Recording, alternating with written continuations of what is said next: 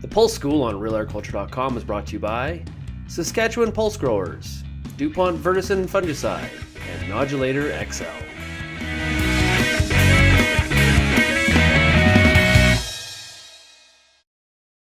Yeah, the 2012 lentil crop was kind of all over the map.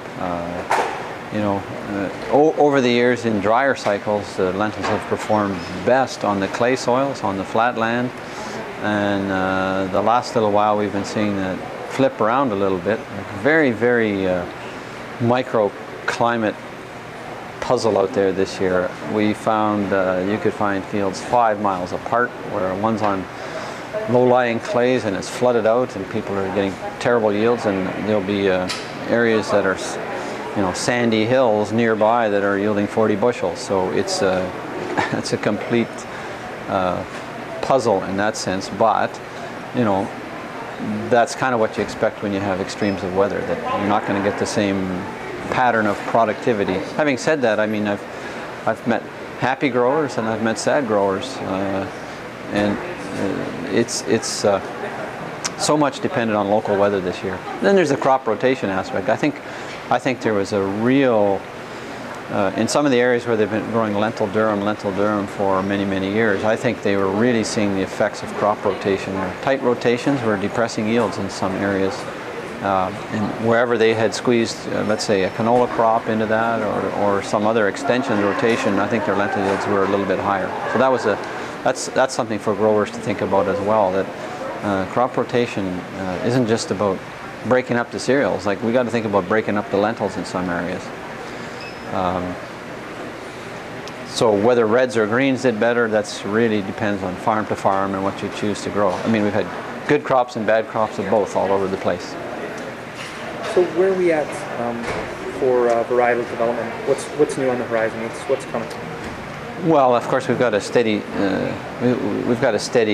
crop improvement situation going on, and I think the big news in the spring of 2013 is going to be the fact that breeder seed will be available of a large green lentil that not only has large seed size, bigger than what we have been growing recently.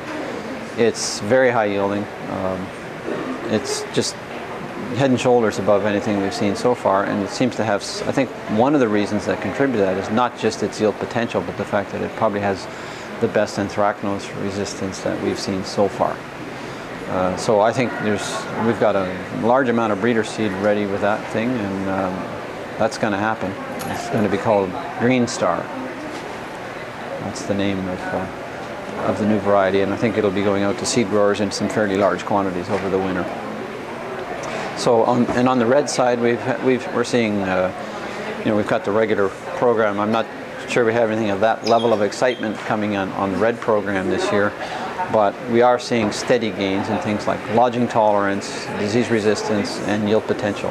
And lentil hasn't really been bred for that long, so we're still seeing some of those early gains that you get when you first start a plant breeding program.